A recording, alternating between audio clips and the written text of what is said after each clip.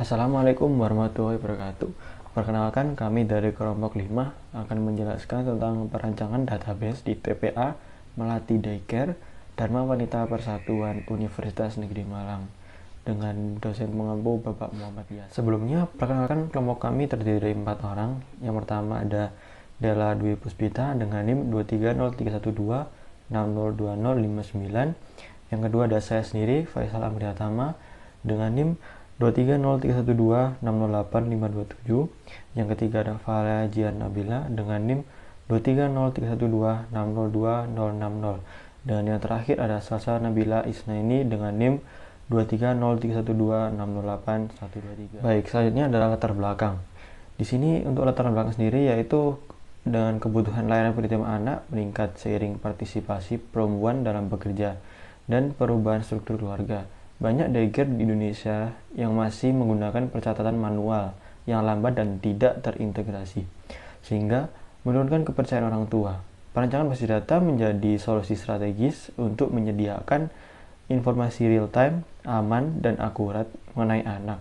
Sistem informasi terpadu memungkinkan pengolahan data administratif, kegiatan anak, laporan perkembangan, serta integrasi data kesehatan dan pengasuh. Para TPA Melati Daycare UM, penerapan DBMS mendukung efisiensi, transportasi, dan kolaborasi antar pengasuh dan orang tua, serta memastikan layanan yang profesional, terstruktur, dan berorientasi pada perkembangan anak usia dini. Nah, pembahasan kami kali ini akan memuat 3 poin utama. Yang pertama yaitu bagaimana identifikasi basis rule serta penentuan entitas, atribut, dan relasi yang sesuai dengan kebutuhan pengolahan data pada TPA Melati Daycare Dharma Wanita Persatuan Universitas Negeri Malang. Yang kedua yaitu bagaimana rancangan Entity Relationship Diagram atau ERD dan skema relasional dapat menggambarkan hubungan antar data secara sistematis dan efisien.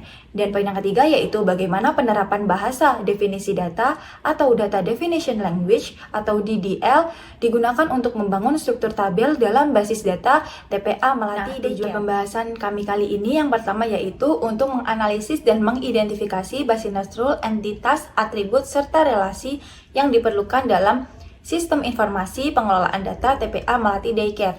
Yang kedua yaitu untuk merancang model konseptual dan logikal basis data melalui pembuatan IR diagram dan skema relasional yang menggambarkan struktur data lembaga secara menyeluruh.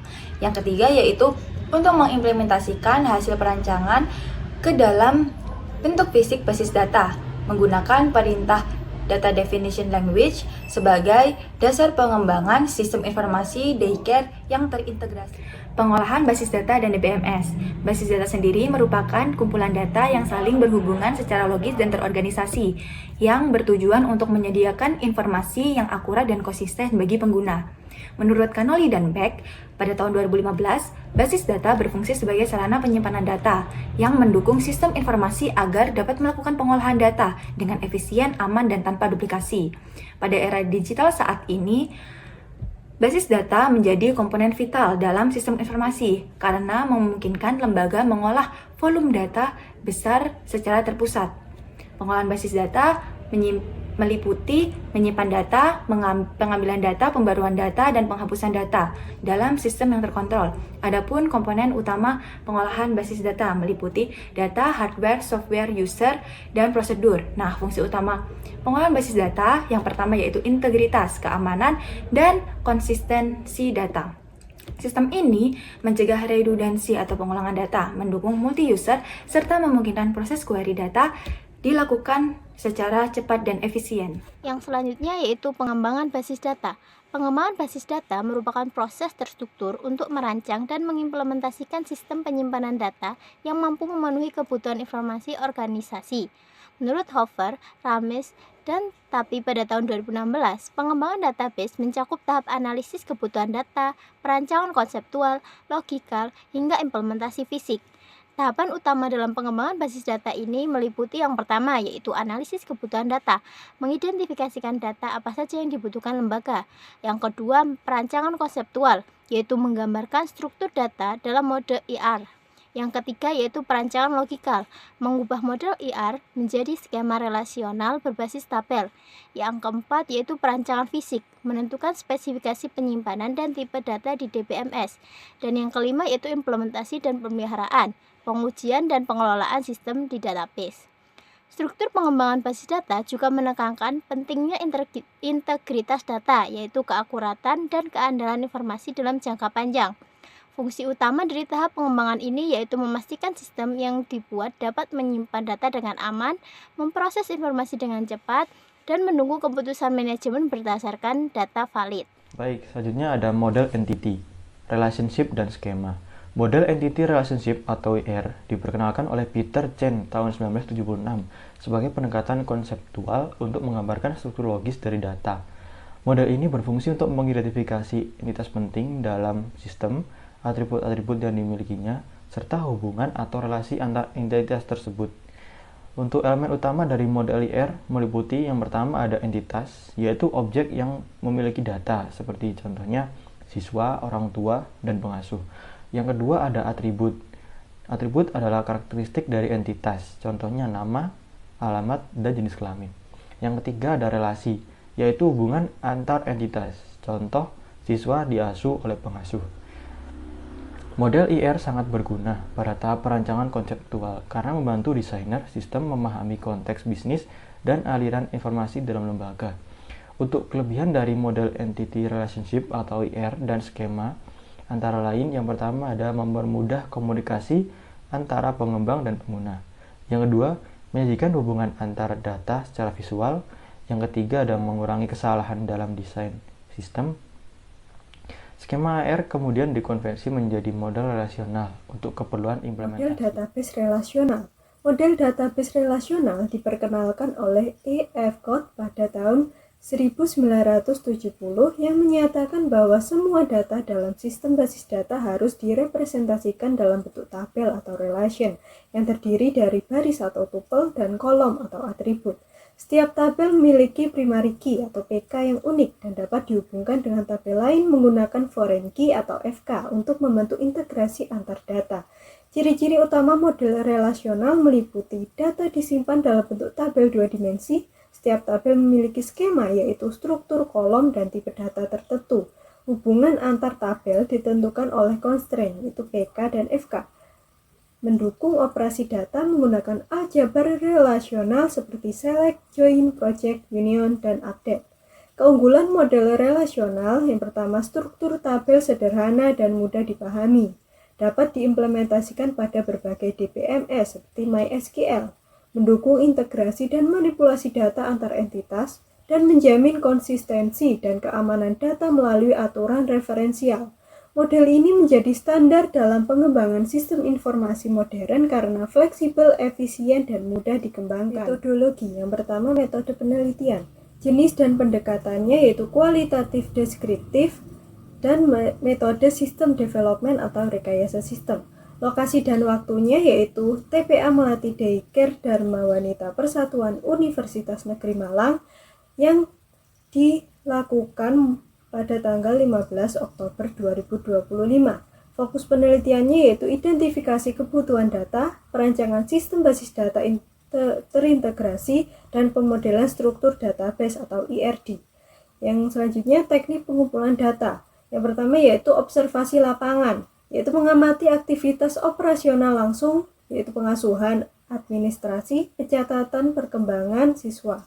Yang kedua wawancara mendalam. Berdialog dengan kepala TPA, staf administrasi, dan pengasuh untuk menggali kebutuhan dan kendala sistem lama.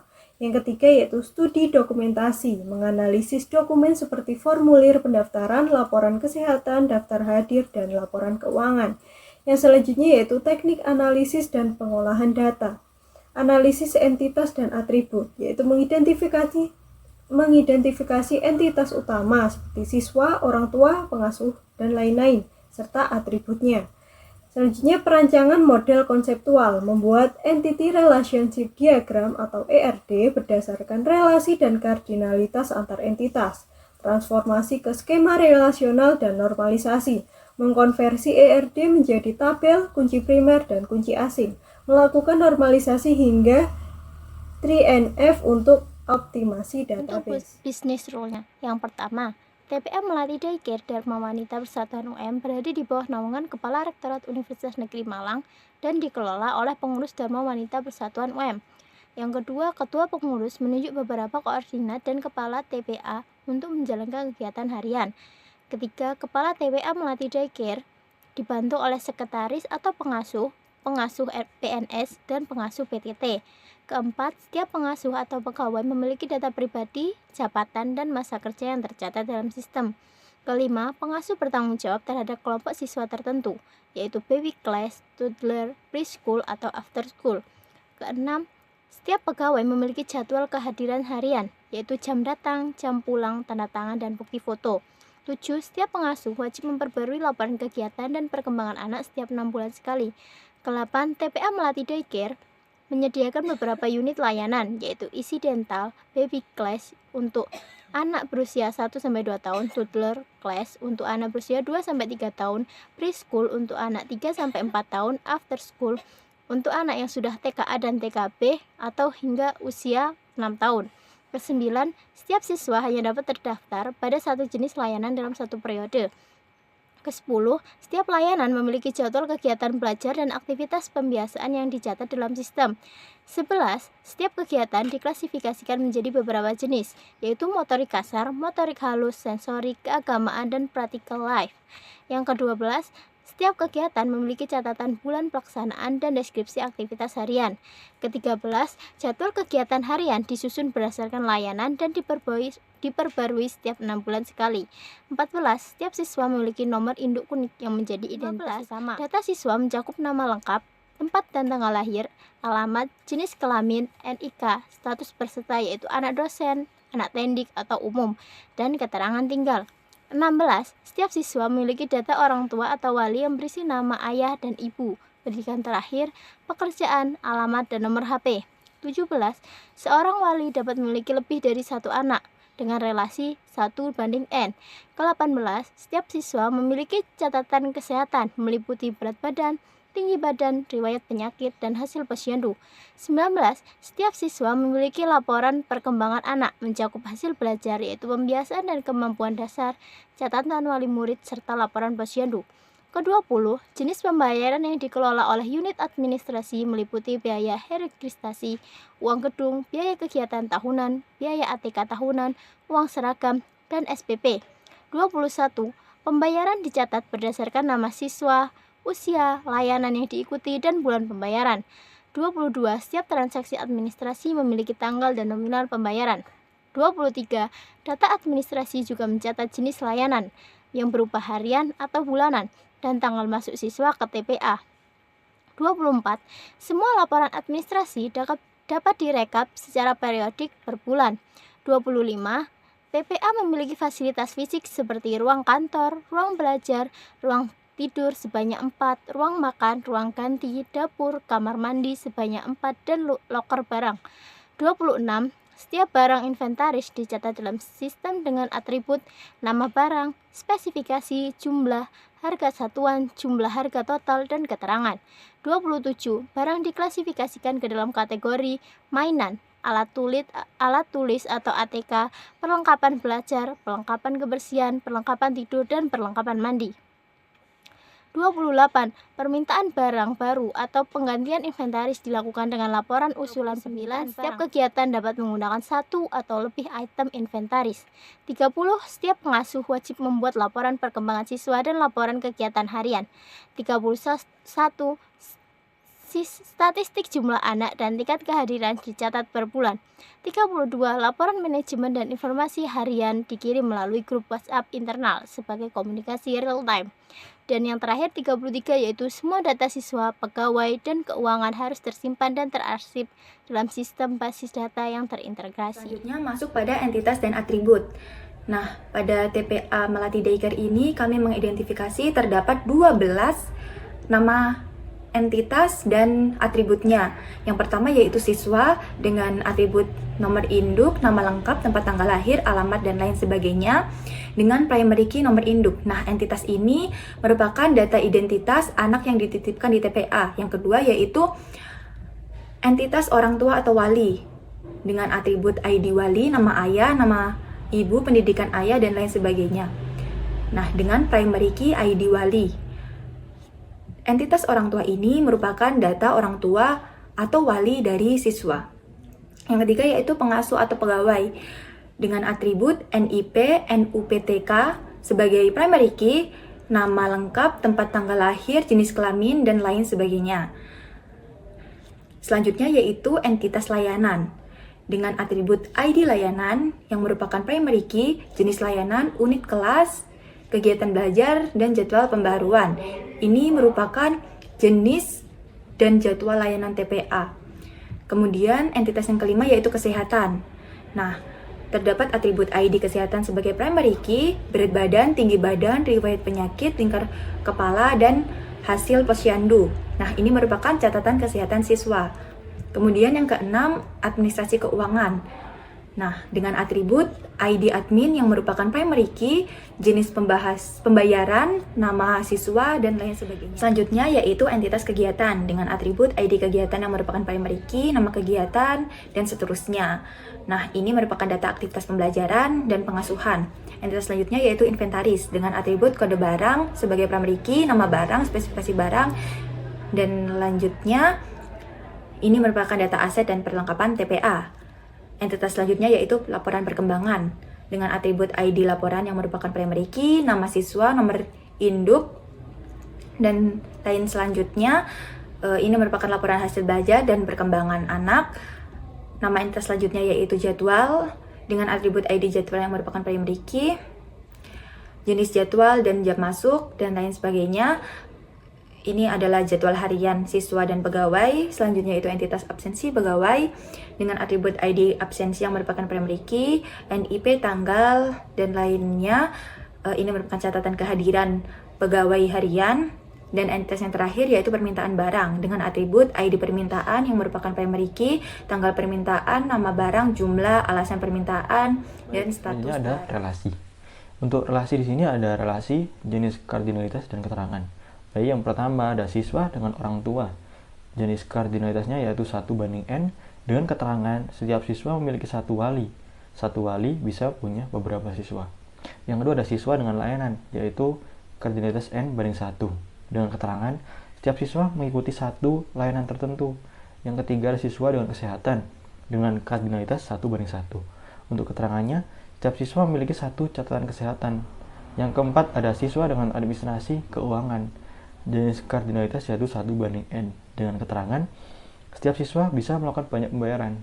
Yang kelima ada siswa dengan laporan perkembangan dengan jenis kardinalitas yaitu 1:n dengan keterangan setiap siswa memiliki banyak laporan perkembangan. Yang keenam yaitu siswa dengan kegiatan dengan kardinalitas n dengan m dengan keterangan setiap siswa dapat mengikuti banyak kegiatan. Yang keenam ada pengasuh dengan layanan dengan kardinalitas n/m dan keterangan pengasuh dapat mengajar di beberapa layanan. Selanjutnya pengasuh dengan jadwal dengan kardinalitas 1:n dengan keterangan pengasuh memiliki jadwal kerja harian. Selanjutnya kegiatan dengan inventaris dengan kardinalitas n/m dan keterangan setiap kegiatan dapat menggunakan beberapa barang inventaris. Selanjutnya yang ke-10 ada inventaris dengan permintaan barang dengan kardinalitas 1:n dan keterangannya barang dapat diminta lebih dari satu kali melalui laporan. Yang terakhir ada administrasi keuangan dengan layanan dengan kardinalitas n/1 dan dengan keterangannya pembayaran terkait dengan jenis layanan yang diikuti. Di sini terdapat ER diagram yang telah dibuat dari data yang telah kami peroleh. Di sini ditunjukkan terdapat beberapa entitas seperti siswa memiliki 10 atribut, laporan perkembangan sebagai entitas lemah memiliki 10 atribut, kegiatan memiliki 5 atribut, orang tua memiliki 9 atribut, inventaris memiliki 8 atribut, permintaan barang sebagai entitas lemah memiliki 7 atribut, kesehatan sebagai entitas lemah memiliki 7 atribut, layanan memiliki 5 atribut, administrasi keuangan sebagai entitas lemah memiliki 8 atribut, jadwal memiliki 7 atribut, pengasuh memiliki 13 atribut, dan absensi pengasuh memiliki 7 atribut. Di sini terdapat beberapa relasi yang menghubungkan antar entitas, seperti siswa memiliki relasi mendapat dengan laporan keuangan. Nah, karena laporan keuangan termasuk entitas lemah, relasinya disebut relasi mengenal. Relasi pengenal dengan kardinalitas 1:n dan partisipasinya total.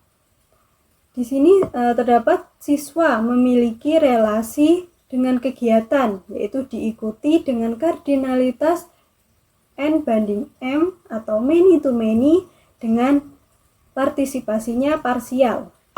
Selanjutnya, siswa memiliki relasi mempunyai dengan orang tua dengan kardinalitas 1:n dan partisipasinya total dan total. Siswa memiliki relasi dengan kesehatan, yaitu nama relasinya yaitu memiliki kardinalitasnya 1:1 dan partisipasinya total. Kemudian siswa memiliki relasi dengan administrasi keuangan, yaitu melakukan dengan kardinalitas 1:n dan partisipasinya total. Kemudian siswa memiliki relasi dengan layanan, yaitu mengikuti dengan kardinalitas n/1 dan partisipasinya total dan parsial. Kemudian kegiatan memiliki relasi dengan inventaris, yaitu menggunakan dengan kardinalitas many to many dan partisipasinya parsial. Kemudian inventaris memiliki relasi dengan permintaan barang, yaitu diminta dengan kardinalitas 1:n dan partisipasinya parsial dan total. Selanjutnya, layanan memiliki relasi dengan pengasuh, yaitu mengajar dengan kardinalitas many to many dan partisipasinya parsial. Layanan juga memiliki relasi dengan administrasi keuangan, yaitu terkait dengan kardinalitas 1:n dan partisipasinya parsial dan total. Selanjutnya, pengasuh memiliki relasi menyusun dengan jadwal dengan kardinalitas 1:n dan partisipasinya total parsial. Yang terakhir, pengasuh memiliki relasi dengan absensi pengasuh, yaitu mengisi dengan kardinalitas n/1, partisipasinya parsial dan total. Di sini terdapat skema relasional. Yang bagian atas yang bold itu menunjukkan entitas dan tabel di bawahnya menunjukkan atribut. Kemudian yang di underline itu merupakan primary key atau kunci unik di setiap entitas. Gambar berikut merupakan skema integritas referensial yang menggambarkan hubungan antar tabel dalam basis data TPA Melati Daycare Dharma Wanita Persatuan Universitas Negeri Malang. Struktur ini menunjukkan bagaimana setiap tabel atau entitas di dalam sistem saling terhubung melalui primary key dan foreign key. Tujuannya adalah untuk menjaga konsistensi dan keutuhan data antar tabel, menghindari data yang terisolasi, memastikan setiap transaksi dan hubungan data mencerminkan kondisi nyata di lembaga. Hubungan antar tabel digambarkan dengan panah yang menunjukkan arah keterkaitan data, di mana ujung panah mengarah ke tabel induk, yaitu pemilik primary key, dan pangkal panah berada pada tabel anak yang memiliki foreign key. Hubungan pertama adalah antara tabel orang tua dan siswa.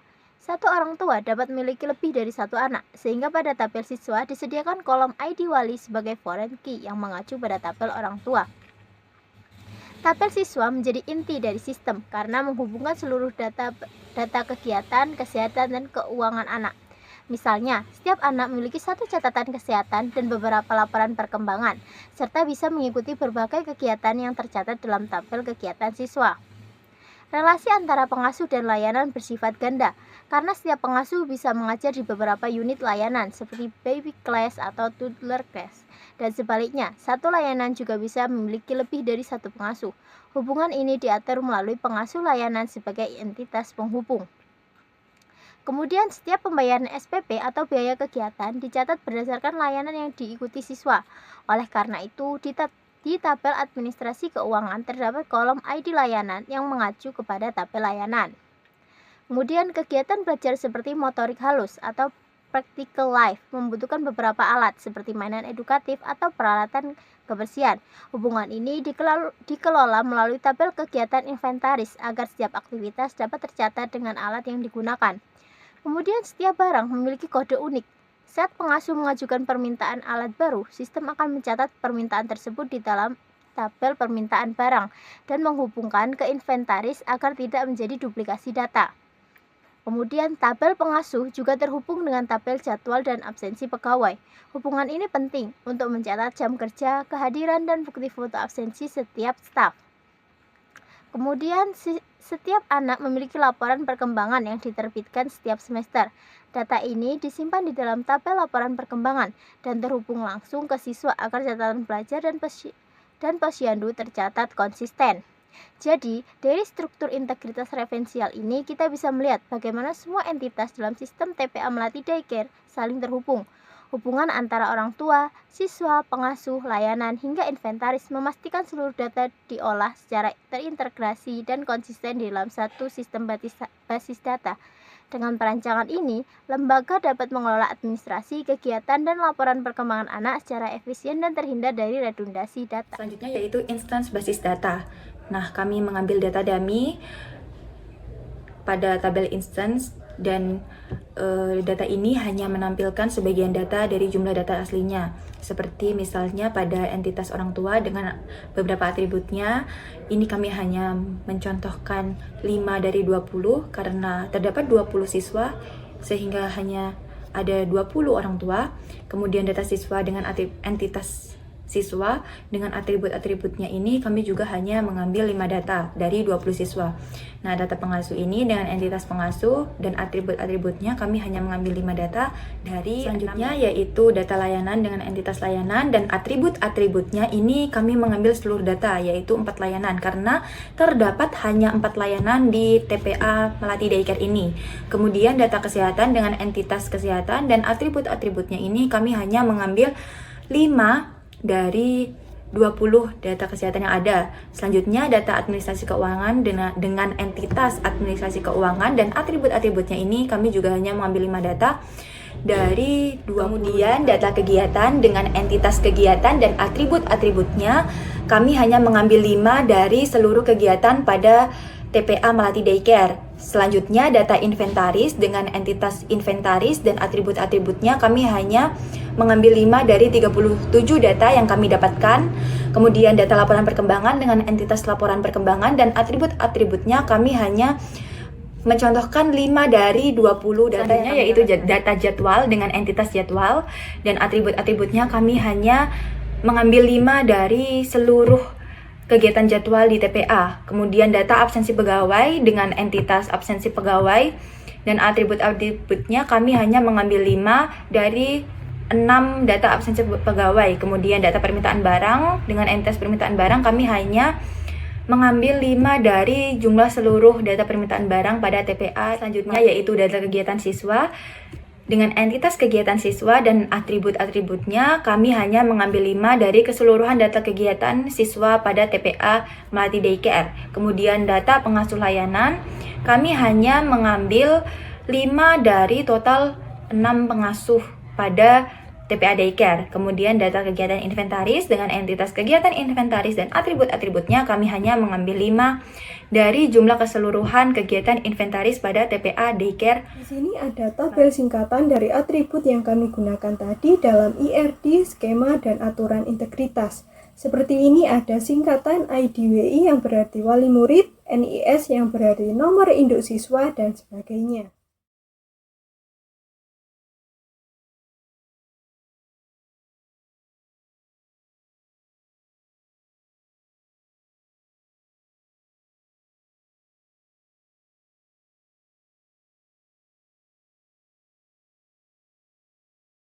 Selanjutnya ada Data Definition Language atau DDL.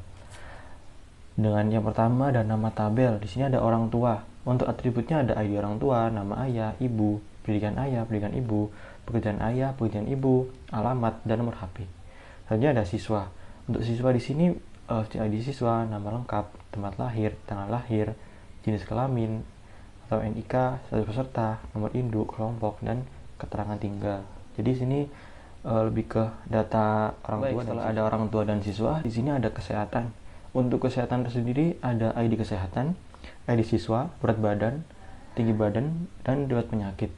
Untuk pegawai di sini ada ID pegawai, nama lengkap, tempat tanggal lahir, jenis kelamin, jabatan, NIP, pendidikan terakhir, agama, golongan, alamat, dan data diri lainnya.